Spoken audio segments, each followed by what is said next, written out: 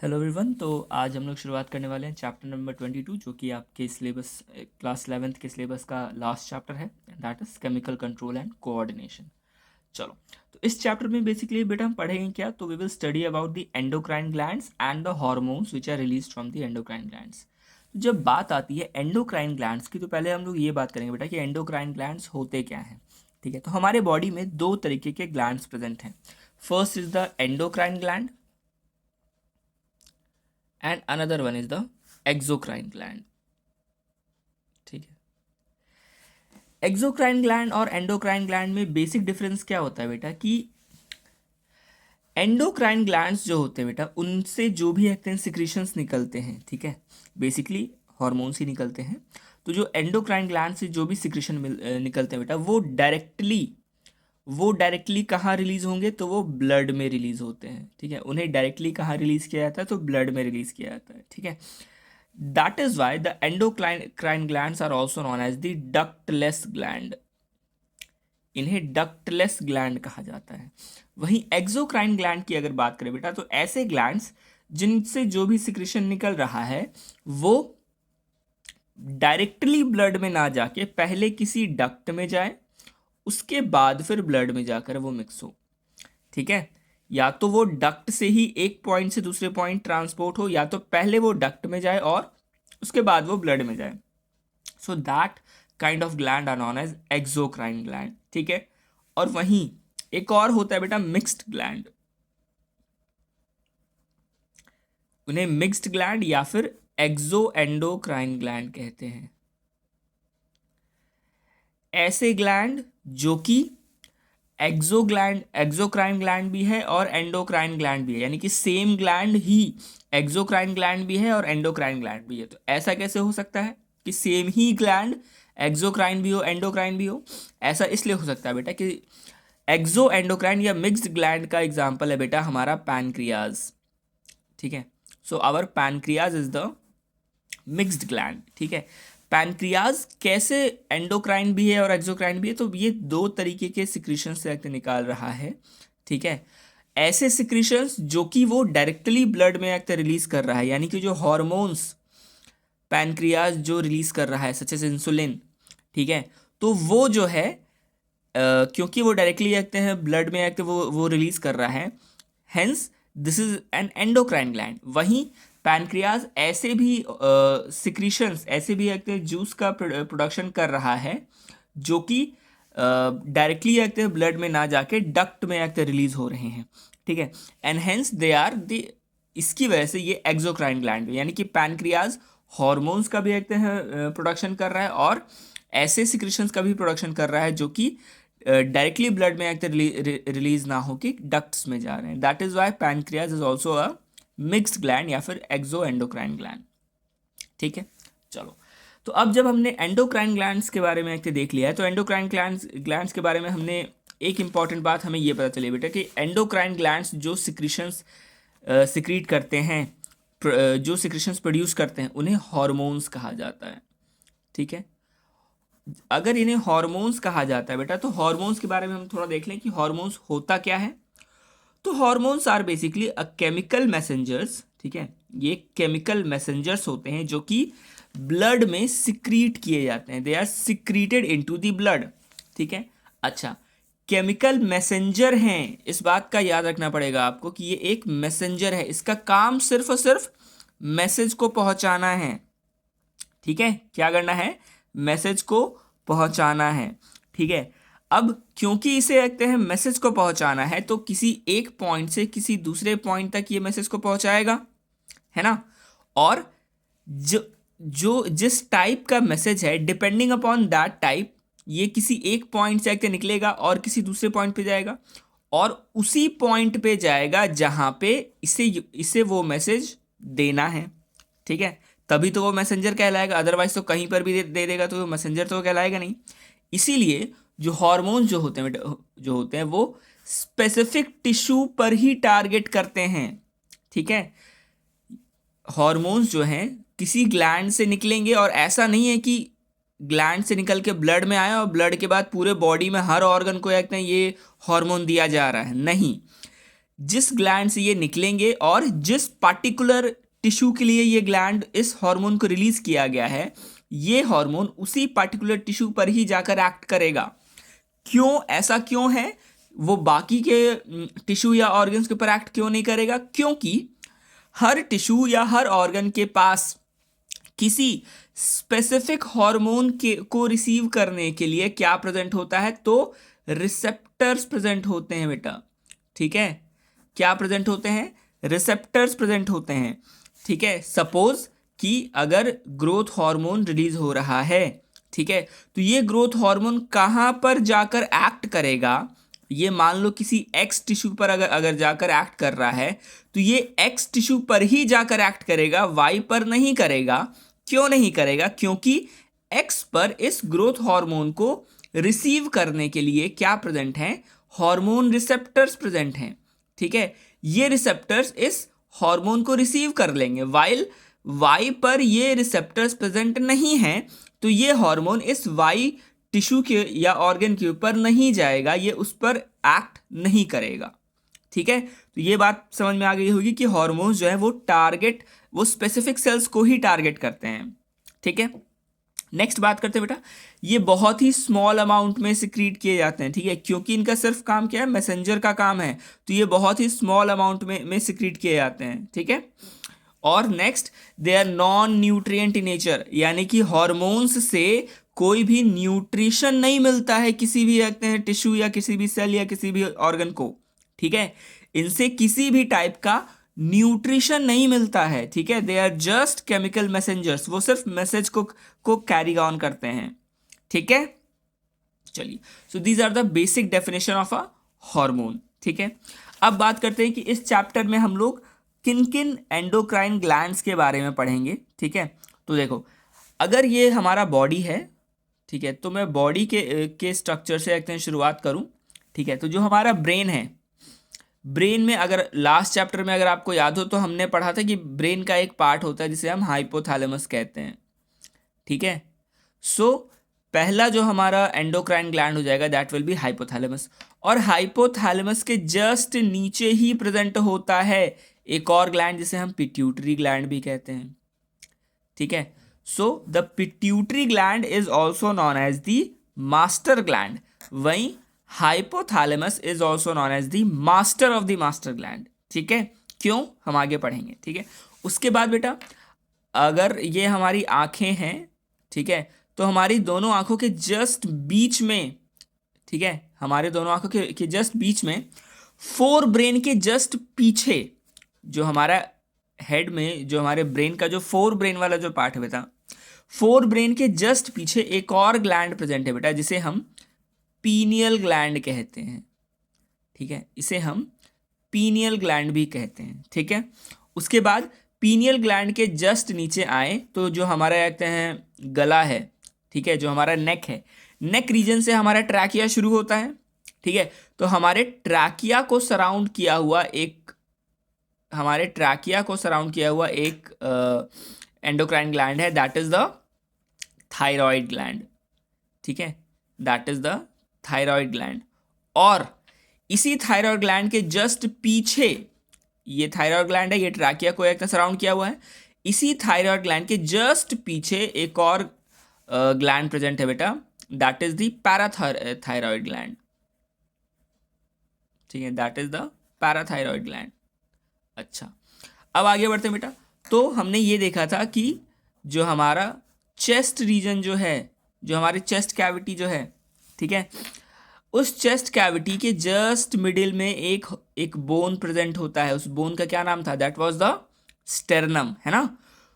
तो स्टेरनम के जस्ट पीछे एक और ग्लैंड प्रेजेंट होता है, एंडोक्राइन ग्लैंड प्रेजेंट होता है बेटा, that is known as thymus, उसे हम थाइमस ग्लैंड कहते हैं। ठीक है, और थाइमस के बाद अगर हम लोग बात करें बेटा, तो जो हमारा स्टमक है, स्टमक के जस्ट नीचे एक और हमारे पास ग्लैंड प्रेजेंट है, दैट इज द पैनक्रियाज, जिसके बारे में हमने अभी देखा। ठीक है, दैट इज द पैनक्रियाज। अब पैनक्रियाज की बात पैनक्रियाज से अगर हम लोग आगे बढ़ते हैं बेटा, तो हमारा किडनी आता है ना। किडनी हमने एक्सक्रीटरी सिस्टम में पढ़ा था। दोनों किडनी के ऊपर दो ग्लैंड्स मौजूद हैं, यानी कि एक ही ग्लैंड है, ठीक है, लेकिन इसका दो पार्ट है। This gland is known as the adrenal gland, ठीक है, this is known as the adrenal gland. And उसके बाद जो हमारा रिप्रोडक्टिव सिस्टम है, ठीक है, मेल्स में male reproductive system and females में फीमेल रिप्रोडक्टिव सिस्टम, इसमें एक प्रेजेंट होता है। आइदर अगर वो फीमेल है तो उसमें ओवरी प्रेजेंट होंगे, और अगर वो मेल है तो उनमें टेस्टिस प्रेजेंट होंगे, ठीक है। So these are the endocrine glands जिनके बारे में हमें पढ़ना है, ठीक है। मैंने लोकेशन के साथ सारे ही एक ग्लैंड्स को यहाँ पे बताने की कोशिश की है। अब हम हर एक ग्लैंड को इंडिविजुअली स्टडी करेंगे, ठीक है। तो कितने ग्लैंड है भाई, हमें कितना ग्लैंड पढ़ना है? Hypothalamus, pituitary, pineal, thyroid, parathyroid, thymus, pancreas, adrenal and testis या फिर ओवरी। तो टोटल हमें 9, और अगर टेस्टिस या ओवरी दोनों को गिन लिया जाए तो टोटल हमें 10 ग्लैंड्स के बारे में इस चैप्टर में पढ़ना है, ठीक है। चलो तो फिर हम लोग शुरुआत करते हैं। पहले हम लोग बात करें बेटा हाइपोथैलेमस की, ठीक है। यहाँ देखते हैं। अब अगर हाइपोथैलेमस की अगर हम लोग बात करें बेटा तो हाइपोथैलेमस को master of the master gland कहा जाता है। क्यों? अभी हम लोग देखेंगे। जब हमने नर्वस सिस्टम पढ़ा था तो हमने हाइपोथैलेमस भी पढ़ा था, है ना। हाइपोथैलेमस कहाँ था? एक पार्ट था डायंसेफ्लॉन, अगर आपको याद हो तो डायंसेफ्लॉन में क्या क्या प्रेजेंट था? Thalamus, hypothalamus and epithalamus, right. तो उसमें से एक पार्ट था हाइपोथैलेमस। तो हमने वहां पे हाइपोथैलेमस का फंक्शंस पढ़ा था। कैसा फंक्शन था वो? न्यूरल फंक्शन था, है ना।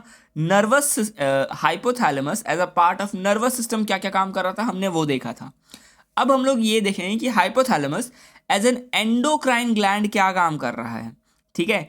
तो क्योंकि हाइपोथैलेमस नर्वस सिस्टम का ही पार्ट है और एंडोक्राइन सिस्टम का ही पार्ट है, तो it is said that the hypothalamus is a connecting link between nervous and endocrine system, ठीक है।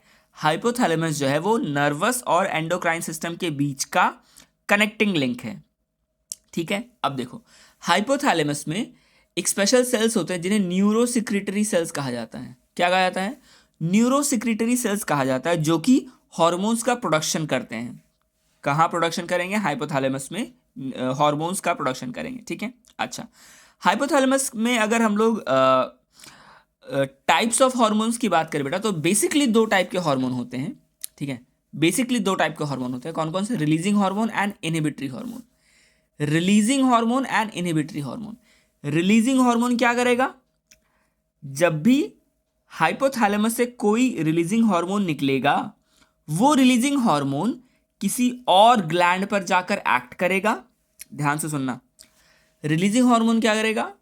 हाइपोथैलेमस से निकलेगा और किसी और ग्लैंड पर जाकर एक्ट करेगा और उस ग्लैंड को यह कहेगा कि आप कोई और पर्टिकुलर हार्मोन को रिलीज करवाएं, ठीक है। It is giving an order to another gland to release some other hormone X, ठीक है। क्योंकि वो किसी और ग्लैंड से किसी और हार्मोन को रिलीज करवाता है, इसीलिए ये रिलीजिंग हार्मोन कहलाता है, ठीक है। और वहीं कोई एक ग्लैंड है जो कि कोई एक हार्मोन ऑलरेडी रिलीज कर रहा है, ठीक है। और अगर उस हार्मोन के रिलीज को रोकना है, ऐसे केस में ये इनहिबिटरी हार्मोन का रिलीज करता है, ठीक है। इनहिबिटरी हार्मोन क्या करेगा? हाइपोथैलेमस से निकल के उस पार्टिकुलर ग्लैंड के पास जाएगा और ये कहेगा कि आप जो हार्मोन रिलीज कर रहे हो, आप वो हार्मोन रिलीज करना बंद कर दो, ठीक है। तो वो उस हार्मोन के रिलीज को इनहिबिट करवाएगा, ठीक है। Hence they are known as the inhibitory hormone, ठीक है। अच्छा, अब दोनों ही ये रिलीजिंग हार्मोन और इनहिबिटरी हार्मोन जाकर एक्ट किसके ऊपर करेगा भाई? तो पिट्यूटरी ग्लैंड के ऊपर एक्ट करेगा, ठीक है। रिलीजिंग हार्मोन और इनहिबिटरी हार्मोन एक्ट किसके ऊपर करेगा? तो पिट्यूटरी ग्लैंड के ऊपर करेगा। आगे हम लोग ये पढ़ेंगे बेटा कि पिट्यूटरी ग्लैंड जो है वो ऐसे हार्मोन्स रिलीज करेगा, पिट्यूटरी हार्मोन पिट्यूटरी ग्लैंड ऐसे हार्मोन्स को रिलीज करेगा जो हार्मोन्स आगे अलग अलग ग्लैंड्स में जाएंगे और वहां से हॉर्मोन्स का रिलीज करवाएंगे, ठीक है। So that is why pituitary gland जो है वो मास्टर ग्लैंड की तरह एक्ट कर रहा है, वो दूसरे ग्लैंड्स को as such as an order दे रहा है कि आप हॉर्मोन्स का रिलीज करवाइए। तो pituitary gland is acting as a master, लेकिन पिट्यूटरी ग्लैंड को ये ऑर्डर कौन दे रहा है कि अब आपको कोई हार्मोन को रिलीज करवाना है या अब आपको किसी हार्मोन को इनहिबिट करवाना है, वो ऑर्डर उसे हाइपोथैलेमस दे रहा है। Hence hypothalamus is known as the master of the master gland, ठीक है।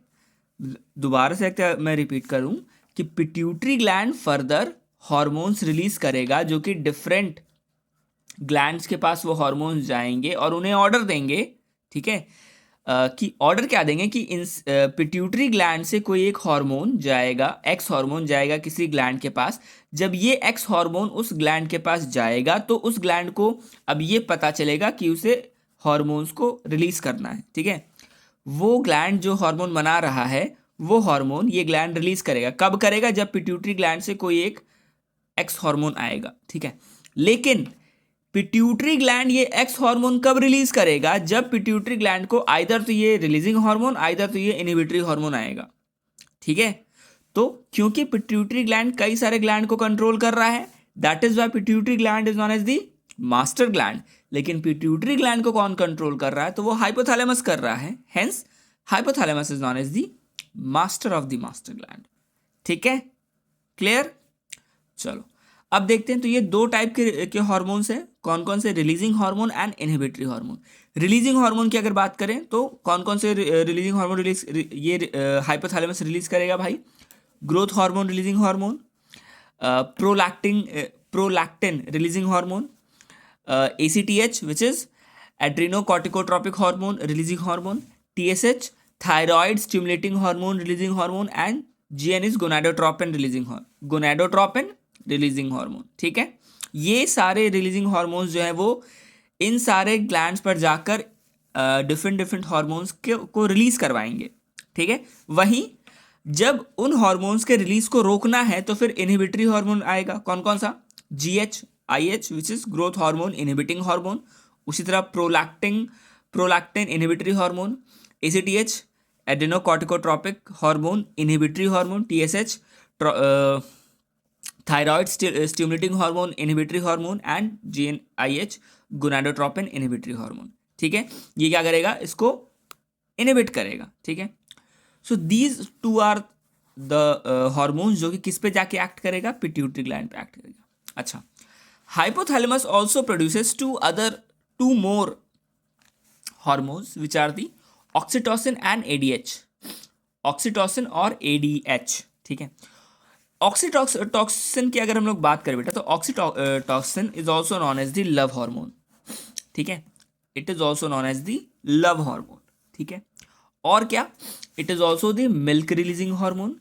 जब मदर को बेबी हो जाता है तो for the feeding of the newborn child the mammary glands releases milk, है ना। मेमरी ग्लैंड से मिल्क का प्रोडक्शन होता है। उस प्रोडक्शन में कौन हेल्प कर रहा है? उस प्रोडक्शन और रिलीज में, प्रोडक्शन के साथ साथ रिलीज में कौन हेल्प कर रहा है? तो ऑक्सीटोसिन कर रहा है, ठीक है। वहीं मिल्क के प्रोडक्शन में कौन हेल्प करता है? मिल्क के प्रोडक्शन में कौन हेल्प करता है? तो भाई प्रोलैक्टिन हार्मोन करता है, ठीक है। प्रोलैक्टिन हार्मोन करता है, ठीक है। प्रोडक्शन में कौन हेल्प कर रहा है? प्रोलैक्टिन। और वहीं रिलीजिंग में कौन हेल्प कर रहा है? ऑक्सीटोसिन, ठीक है। अच्छा, oxytocin is also known as the birth hormone. Why it is known as birth hormone?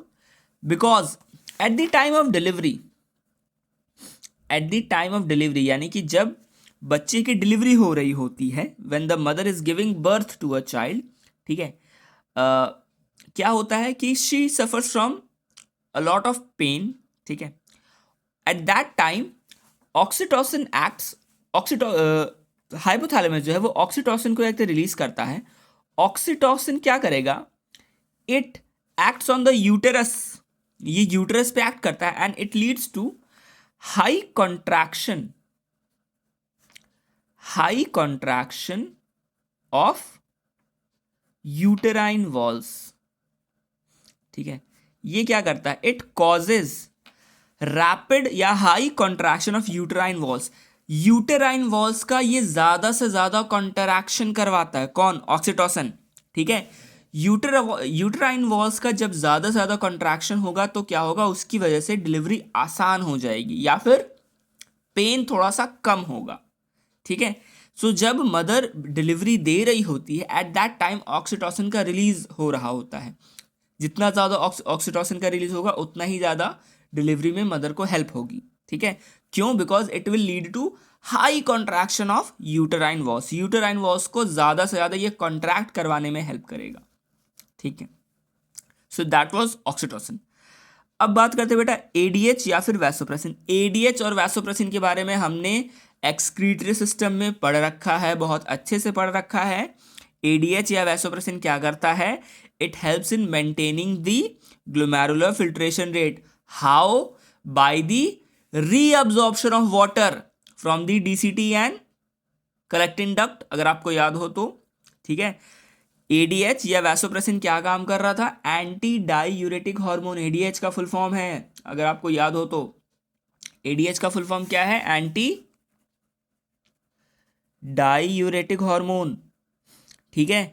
तो जब हमारे बॉडी में वाटर की कमी हो जाती है, जब हमारे बॉडी में वाटर की कमी हो जाती है तो क्या होता है, हाइपोथैलेमस एडीएच या वैसोप्रेसिन रिलीज करता है, ठीक है, which leads to high amount of reabsorption of water from the कहाँ से, ये नेफ्रॉन के डीसीटी और कलेक्टिंग डक्ट से ज़्यादा क्या करेगा, वाटर को रीअब्जॉर्ब कर लेगा, जिसकी वजह से क्या होगा, हमारे बॉडी में वाटर की जो कमी है वो मेंटेन हो जाएगी। And it also protects from diuresis, ठीक है। डाईयूरेसिस क्या है, excess loss of water through the urine, हमारे बॉडी से यूरिन के थ्रू एक्सेस लॉस ऑफ वाटर का हो जाना, वो डाईयूरेसिस कहलाता है, ठीक है। तो एडीएच या वैसोप्रेसिन क्या काम करेगा, डाईयूरेसिस से प्रोटेक्ट करेगा, ठीक है। So this was about hypothalamus. अब बात करते हैं बेटा, next is our pituitary hormone, ठीक है। Pituitary hormone is also known as the master gland, ठीक है। पिट्यूटरी हार्मोन को बेटा हाइपोफाइसियल ग्लैंड भी कहा जाता है, ठीक है। अच्छा, पिट्यूटरी हार्मोन कहाँ प्रेजेंट होगा, तो भाई हाइपोथैलेमस के जस्ट नीचे प्रेजेंट होता है, ठीक है। It is just present below the hypothalamus, ठीक है। और अगर हम लोग पिट्यूटरी हार्मोन के डायग्राम की बात करें, स्ट्रक्चर की बात करें बेटा, तो इट इज ट्राई लोब्ड, ये 3 लोब का होता है बेटा, ठीक है। इसके 3 लोब्स प्रेजेंट होते हैं। मेजर जो जो लोब्स हैं वो 2 ही हैं, ठीक है। कौन कौन से, एक है एंटीरियर पिट्यूटरी और एक होता है पोस्टीरियर पिट्यूटरी। एंटीरियर का मतलब जो सामने की तरफ है, पोस्टीरियर का मतलब जो पीछे की तरफ है, ठीक है, ठीक है। और एक और बीच में एक लोब होता है बेटा, ठीक है। तो 3 लोब्स प्रेजेंट होते हैं। जो एंटीरियर पिट्यूटरी है, that is known as pars distalis, ठीक है।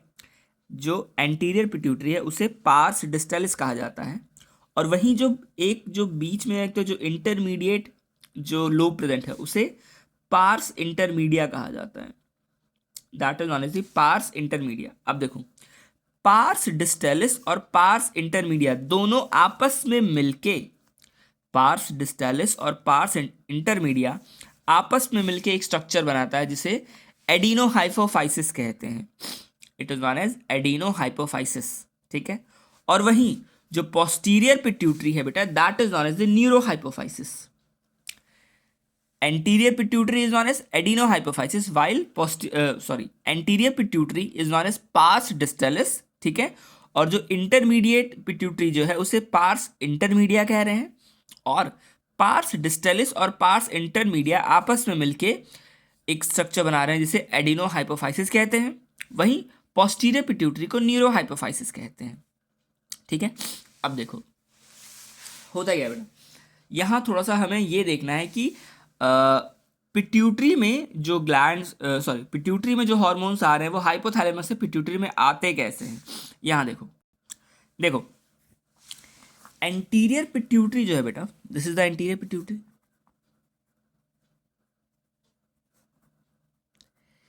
एंटीरियर पिट्यूटरी में क्या होता है बेटा, एंटीरियर पिट्यूटरी में जो भी हॉर्मोन्स होते हैं उन हॉर्मोन्स का प्रोडक्शन होता है, ठीक है। एंटीरियर पिट्यूटरी खुद हॉर्मोन्स को बना रहा होता है, ठीक है। तो एंटीरियर पिट्यूटरी में हाइपोथैलेमस से न्यूरॉन्स, हाइपोथैलेमस से हॉर्मोन्स आते कैसे हैं भाई? तो हाइपोथैलेमस में जो जितने भी एक न्यूरॉन्स प्रेजेंट होंगे, हाइपोथैलेमस में जो भी न्यूरॉन्स प्रेजेंट होंगे उन न्यूरॉन्स में देखते हैं किसका प्रोडक्शन होगा, क्योंकि न्यूरॉन्स के पास क्या प्रेजेंट है, सिक्रिटरी सेल्स प्रेजेंट है उन, तो सिक्रिटरी सेल्स प्रेजेंट होने की वजह से उस न्यूरॉन में देखते हैं क्या प्रोडक्शन होगा, हार्मोन का प्रोडक्शन होगा। वो हार्मोन कहाँ आएगा? तो एंटीरियर पिट्यूटरी में क्या प्रेजेंट है भाई? तो कैपिलरी प्रेजेंट है, ठीक है।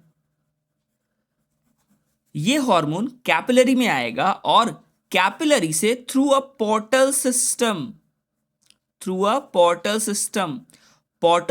अगर आपको याद हो तो पोर्टल सिस्टम हमने कहाँ पढ़ा था? सर्कुलेटरी सिस्टम में पढ़ा था। अगर आपको पोर्टल सिस्टम याद हो तो क्या था portal system? It was between the liver and the intestine, है ना। लिवर और इंटेस्टाइन के बीच में क्या प्रेजेंट था? एक पोर्टल सिस्टम प्रेजेंट था। और पोर्टल सिस्टम मैंने क्या बताया था कि एक कैपिलरी से एक वीन निकलेगी और वो दूसरे ऑर्गन के कैपिलरी से जाकर मिल जाएगी। ये इस कैपिलरी से जाते हैं जो भी ब्लड वेसल निकल रहा है वो डायरेक्टली हार्ट में नहीं जा रहा है, वो पहले किसी और कैपिलरी में जा रहा है, वहां से फिर वो हार्ट में जा रहा है ना। That was the portal system.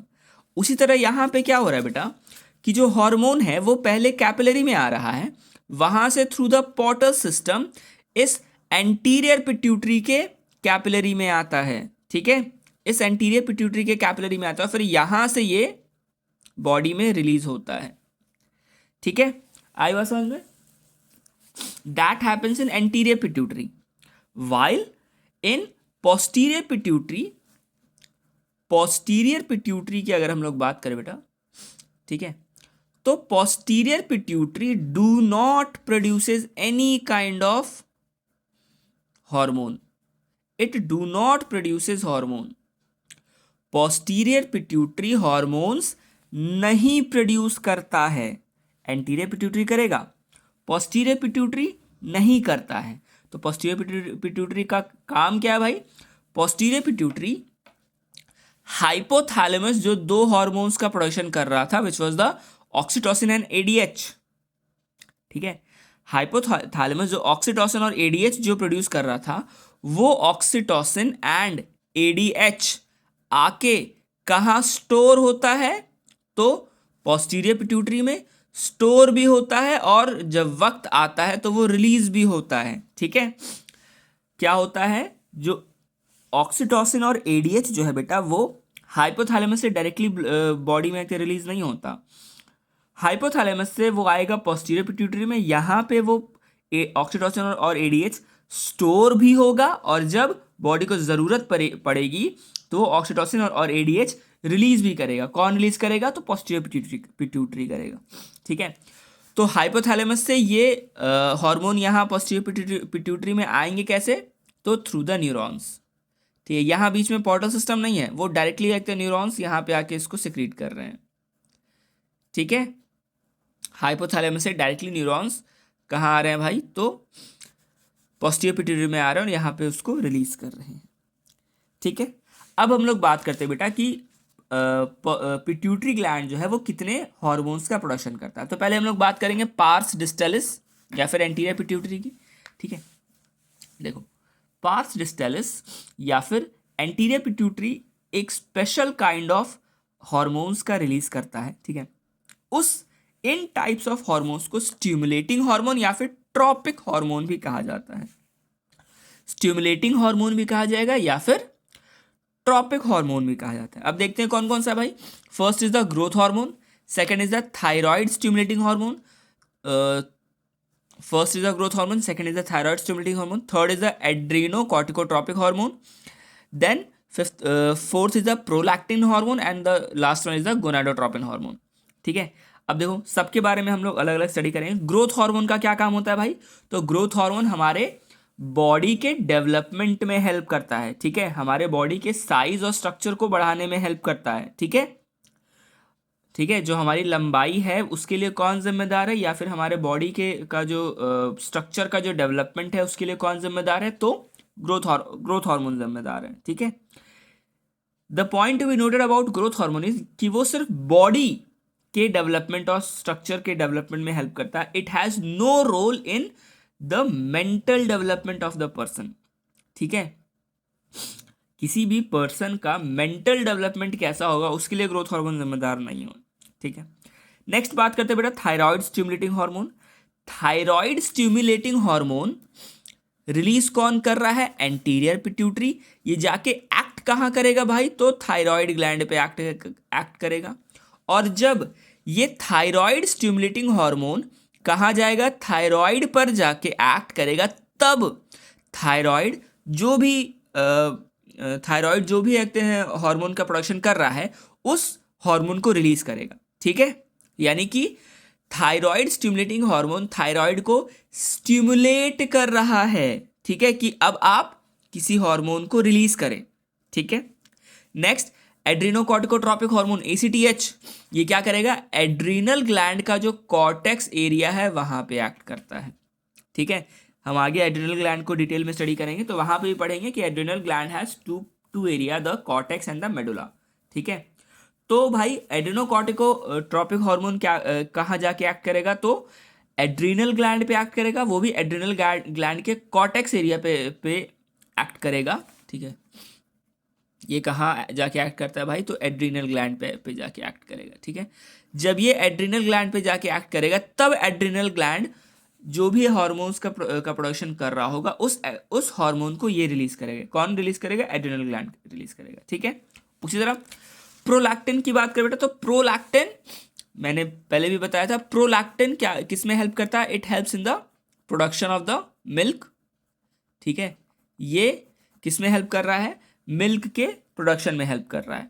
ठीक है, उसके बाद बात करते हैं गोनाडोट्रोपिन।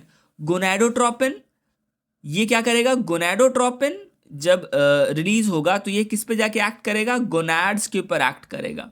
ठीक है, गोनाड्स हमारे पास कौन से हैं? Ovary and the testis.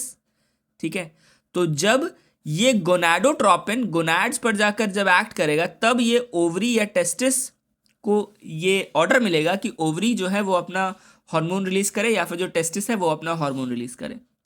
ठीक है, आप देख रहे होगे कि जब ये हार्मोन्स किसी ग्लैंड पर जाकर एक्ट करता है तभी वो ग्लैंड आगे फर्दर कोई हार्मोन को रिलीज कर रहा है।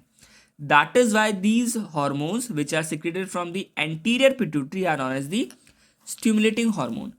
ये हार्मोन फर्दर जाके ग्लैंड्स को स्टिमुलेट करता है, तब इसीलिए हम इसे स्टिमुलेटिंग हार्मोन कहते हैं। ठीक है, अच्छा चलो अकॉर्डिंग टू NCERT थोड़ा सा हम लोग देख लेते हैं कि बेटा ग्रोथ हार्मोन, अगर ग्रोथ हार्मोन ज़्यादा सिक्रीट होने लग जाए, कोई भी हार्मोन जब ज़्यादा सिक्रीट होने लग जाता है तो उसे हम हाइपर सिक्रेशन कहते हैं, और जब वो कम सिक्रीट होने लग जाए तो हम उसे हाइपो सिक्रेशन कहते हैं। ठीक है, तो जब hyper secretion of growth hormone होने लग जाएगा तो बॉडी बहुत ज़्यादा कहते हैं बढ़ने लग जाएगी।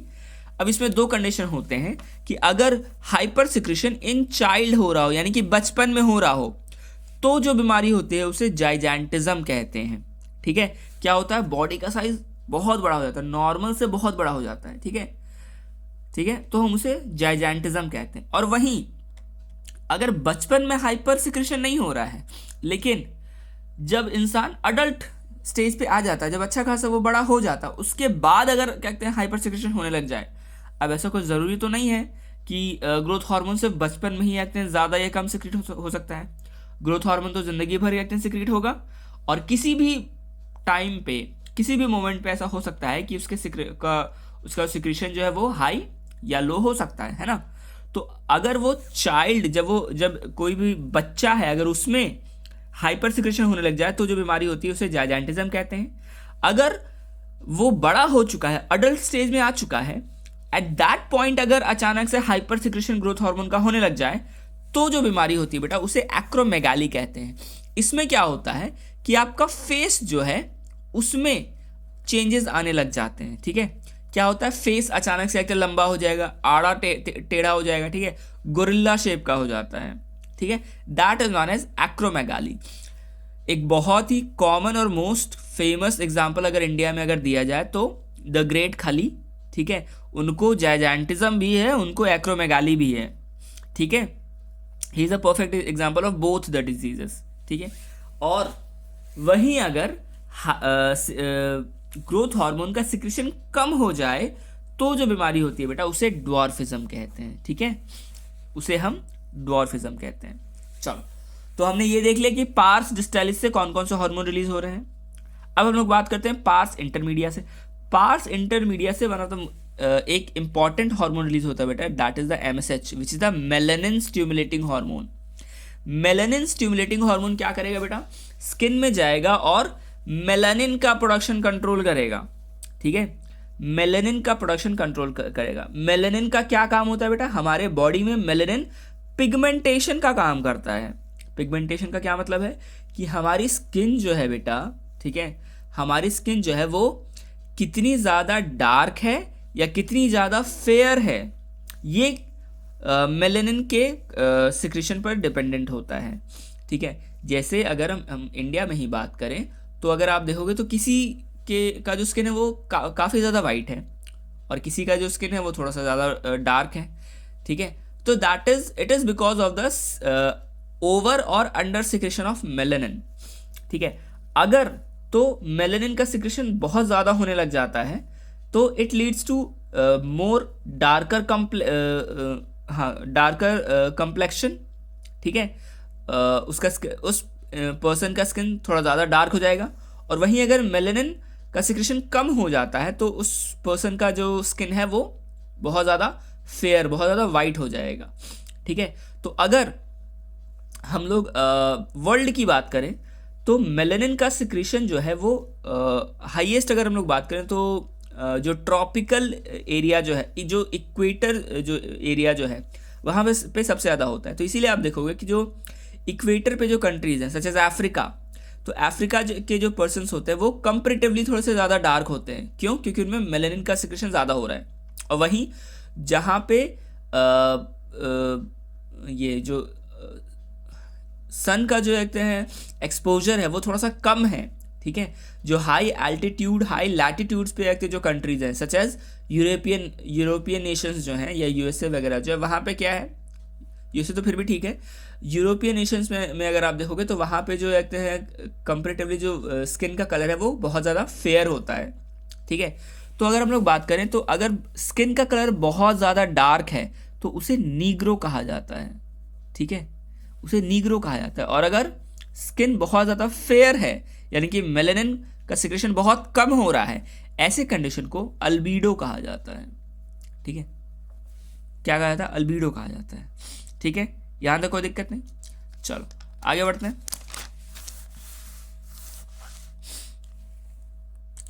अब देखो पोस्टीरियर पिट्यूटरी के बारे में तो हमने पढ़ ही लिया है कि पोस्टीरियर पिट्यूटरी कोई भी हार्मोन का प्रोडक्शन नहीं करता है।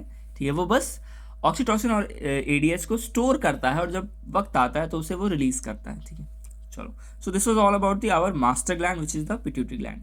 आगे बढ़ते बेटा, next is our pineal gland. ठीक है, पीनियल ग्लैंड जैसे मैंने कहा कि ये कहाँ प्रेजेंट होता है, फोर ब्रेन के डॉर्सल साइड यानी कि फोर ब्रेन के जस्ट पीछे प्रेजेंट होता है। ठीक है, ये फोर ब्रेन के डॉर्सल साइड पर ये प्रेजेंट होता है। ठीक है, पीनियल ग्लैंड हार्मोन कौन सा रिलीज करता है, so it releases a hormone known as the melatonin.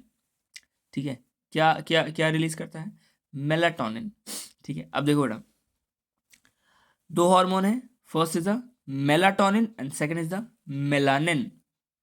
Melatonin और मेलानिन दो अलग अलग हार्मोन्स हैं। ठीक है, मेलाटोनिन और मेलानिन अलग अलग हार्मोन्स हैं। मेलानिन क्या कर रहा है, पिगमेंटेशन को कंट्रोल कर रहा है। मेलाटोनिन क्या कर रहा है बच्चा, melatonin is maintaining bodies biological clock. Biological clock का क्या मतलब बेटा कि पुराने ज़माने में जब ये अलार्म क्लॉक एंड ऑल ये सब नहीं था, ठीक है, तब भी इंसान जो था वो अ, जब जैसे ही सुबह होती थी वो उठ जाता था, और जब रात होती थी तो वो सो जाता था। ठीक है। अ, और उस टाइम पे क्योंकि हमारे पास टाइम का कोई कॉन्सेप्ट नहीं था कि सुबह 6 बज गए तो हमें उठना है या 7 बज गए तो हमें उठना है। एट दैट पॉइंट एक पर्टिकुलर जब टाइम होता था सुबह का, तो इंसान की नींद अपने आप खुल जाती थी, और रात होते होते उसे अपने आप नींद आने लग जाती थी। ठीक है। And that was a very fixed cycle. ठीक है, कि इस टाइम के अराउंड वो इंसान उठ ही जाएगा, और इस टाइम के अराउंड वो सो ही जाएगा। ठीक है। So that was the body's biological clock. ठीक है। इवन टुडे आप अगर एक कंटिन्यूस लाइफस्टाइल को अगर फॉलो कर रहे हो, ठीक है, तो अगर आपको अचानक से किसी बंद कमरे में भी रख दिया जाए, ठीक है, तो भी विदाउट नोइंग कि भाई बाहर सवेरा हो रहा है या शाम हो रही है, आपकी बॉडी अपने आप आपको सुला भी देगी और एक टाइम के बाद उठा भी देगी। That is what we call the body's biological clock. ठीक है। इसका जो साइंटिफिक टर्म है उसे हम सिरकाडियन रिदम कहते हैं। ठीक है। That is known as the circadian rhythm. और वहीं अगर हम अपना टाइम जोन चेंज कर लें तो ये जो सिरकाडियन रिदम है वो थोड़ा सा डिस्टर्ब हो जाता है। इसीलिए अगर आप देखोगे कि when a person from India travels to either USA और रशिया या यूरोपियन कंट्रीज में अगर आप ट्रैवल करते हो, तो क्या होता है, टाइम जोन चेंज हो जाता है। इसकी वजह से क्या होता है कि जो हमारा सिरकाडियन रिदम है वो डिस्टर्ब हो जाता है। इसीलिए थोड़ा सा डिजीनेस, माथा भारी लगना, थोड़ा सा चक्कर आना, ऐसा कुछ होता है। ठीक है। इस कंडीशन को जेट लैग कहा जाता है। This known as jet lag. ठीक है। ये क्यों हो रहा है? क्योंकि बॉडी का जो बायोलॉजिकल क्लॉक है वो थोड़ा सा डिस्टर्ब हो जा रहा है। ठीक है। इसी को स्लीप वेक वेक साइकिल भी कहते हैं। तो इन सब को कौन कंट्रोल कर रहा होता है भाई? तो मेलाटोनिन कंट्रोल कर रहा होता है। ठीक है। मेलाटोनिन का बेसिक काम क्या है? सर्काडियन रिदम को मेंटेन करना। ठीक है। और किस में ये इफेक्ट करता है pineal gland? It affects our in sorry, in females it affects the menstrual cycle, and both male and female it helps in it maintains our metabolism and also our defense capability। ठीक है। चलो next बात करते हैं बेटा thyroid gland की। Thyroid gland की अगर हम लोग बात करें तो थायराइड ग्लैंड काफ़ी फेमस है। क्यों है आगे बताते हैं। देखो, जैसे ही हमारा ट्रैकिया शुरू होता है तो हमारे ट्रैकिया को चारों तरफ से सराउंड किया हुआ एक क्या प्रेजेंट है हमारे पास? तो ग्लैंड प्रेजेंट है। That this gland is known as thyroid gland. ठीक है। अच्छा, ये थायराइड ग्लैंड दो लोब्स में प्रेजेंट है। ये दो अलग अलग लोब है। ठीक है। ये दो अलग अलग लोब है, और ये दोनों लोब आपस में जुड़े हुए हैं। किसके थ्रू? एक फाइब्रस स्ट्रक्चर है बेटा जिसे इस्थमस कहा जाता है। ठीक है। इस्थमस का क्या काम है? ये इन दोनों लोब्स को आपस में कनेक्टेड रखा हुआ है। ठीक है। अच्छा, अब ये जो थायराइड ग्लैंड है बेटा, it is made up of follicles and stromal tissues. छोटे छोटे फॉलिकल्स प्रेजेंट होते हैं। इन फॉलिकल्स और टिश्यू, स्ट्रोमल टिश्यू को मिला के क्या बना है? ये हमारा थायराइड ग्लैंड बना है। ठीक है। अब देखते हैं कि ये हार्मोन कौन कौन सा रिलीज करता है भाई। तो दो हार्मोन रिलीज करता है। ठीक है। दो हार्मोन रिलीज करता है, थायरॉक्सिन और थायरोकैल्सिटोनिन। आपके एनसीईआरटी में वो जो दो हार्मोन लिखे हैं वो दो हार्मोन गिवन है, टेट्राआइडोथायरोनिन और ट्राईआइडोथायरोनिन। ठीक है। इन दोनों हार्मोन को वहां पे कंसिडर किया गया है, लेकिन एक्चुअली में दो हार्मोन कौन कौन से होते हैं? Thyroxine and thyrocalcitonin. क्या क्या होते हैं आगे हम लोग बात करते हैं। ठीक है। देखो, मैंने कहा कि जो थायराइड ग्लैंड है वो फॉलिकल्स और स्ट्रोमल टिश्यू से बने हुए हैं। अगर हम लोग फॉलिकल्स की बात करें तो फॉलिकल्स कुछ इस तरीके से प्रेजेंट होते हैं। ठीक है। डिस्ट्रीब्यूटेड है आराम से। इन फॉलिकल्स के बीच का जो इंट्रासेलुलर स्पेस है बेटा, इंटरसेलुलर स्पेस है, वहां पे छोटे छोटे सेल्स प्रेजेंट हैं। ये जो इस फॉलिकुलर सेल के बीच में देखते हैं जो अलग अलग सेल्स प्रेजेंट है बेटा, the cells are known as the parafollicular cells. ठीक है। फॉलिकुलर सेल्स के बीच में छोटे छोटे सेल्स प्रेजेंट है which is known as the parafollicular cells. देखो, जो हमारा थायरॉक्सिन है उस थायरॉक्सिन को हमारा फॉलिकुलर सेल प्रोड्यूस करता है। ठीक है। थायराइड ग्लैंड्स में जो फॉलिकुलर सेल है वो क्या प्रोड्यूस करेगा, थायरॉक्सिन प्रोड्यूस करेगा, और वहीं जो पैरा फॉलिकुलर सेल्स है बेटा वो किसको प्रोड्यूस करेगा, वो थायरोकैल्सिटोनिन को प्रोड्यूस करेगा। ठीक है, अब देखो थायरॉक्सिन जो है उसका थायरॉक्सिन दो फॉर्म में एग्जिस्ट करता है।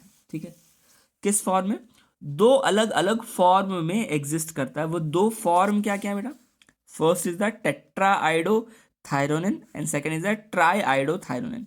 ये दोनों जो हॉर्मोन्स है बेटा, tetraiodothyronine and triiodothyronine, these two are interchangeable. ठीक है, ये इंटरचेंजेबल है। ठीक है, ट्राईआइडोथायरोनिन जो है, सॉरी, टेट्राआइडोथायरोनिन जो है वो ज़्यादा अमाउंट में प्रेजेंट होता है, लेकिन ट्राईआइडोथायरोनिन जो है वो ज़्यादा इफेक्टिव होता है। ठीक है, अच्छा, थायरॉक्सिन का काम क्या होता है बेटा, थायरॉक्सिन जो है वो बॉडी में आयोडीन के कॉन्सेंट्रेशन को मेंटेन करता है। ठीक है, थायरॉक्सिन क्या करता है, बॉडी में आयोडीन के कॉन्सेंट्रेशन को मेंटेन करता है। ठीक है, अगर आयोडीन का कॉन्सेंट्रेशन कम हो जाता है तो उसके मेंटेनेंस के लिए फिर ये T4 या T3 sales, sorry, T4 and T3 hormones काम में आते हैं। ठीक है, और वहीं थायरोकैल्सिटोनिन की बात करें बेटा, तो थायरोकैल्सिटोनिन जो है वो बॉडी में कैल्शियम के कॉन्सेंट्रेशन को मेंटेन करता है। ठीक है, तो थायरॉक्सिन किसको मेंटेन कर रहा है, आयोडीन को, और थायरोकैल्सिटोनिन किसको मेंटेन कर रहा है, तो कैल्शियम को कर रहा है। ठीक है, चलो अब इनके हाइपोसिक्रेशन और हाइपरसिक्रेशन के बारे में एक बात करते हैं।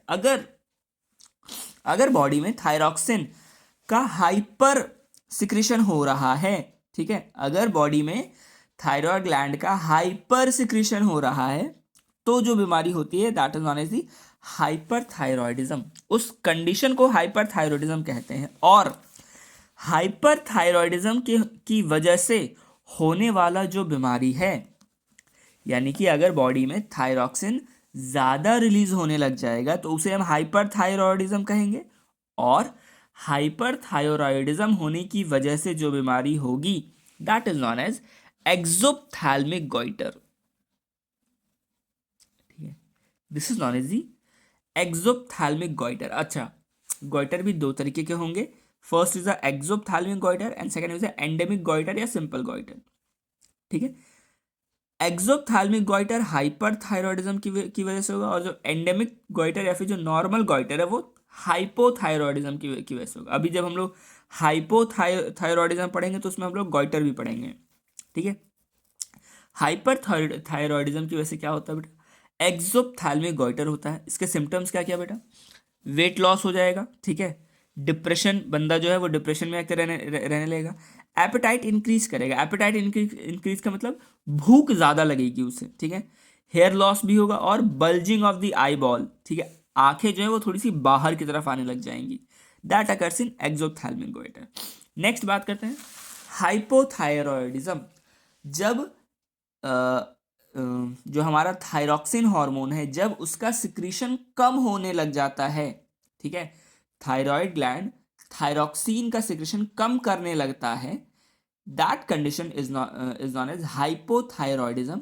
और हाइपोथायरॉयडिज्म की वजह से जो बीमारी हो रही है बेटा that is known as the goiter. इसे एंडेमिक गॉइटर या फिर आप सिंपली गॉइटर कहते हो।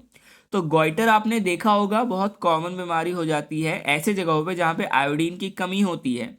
ठीक है, जिस जिस भी जगह पे आयोडीन की कमी होती है तो वहाँ पे गॉइटर बहुत कॉमन है। उसमें क्या होता है बेटा कि थायराइड ग्लैंड में ही एनलार्जमेंट हो जाता है, थायराइड ग्लैंड में ही सूजन आ जाती है। उसकी वजह से क्या होता है, गला बिल्कुल फूल जाता है और फूल के बाहर की तरफ आ जाता है।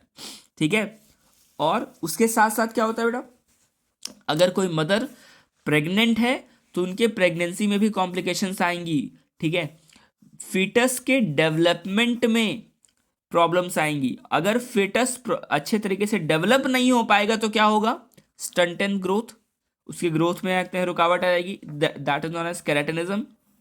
ठीक है, और क्या, मेंटल रिटार्डेशन, ठीक है। अगर आयोडीन की कमी है it can also lead for mental retardation. Mental retardation होगा तो IQ, इंटेलिजेंट क्वेश्चन, वो भी कम हो जाएगा।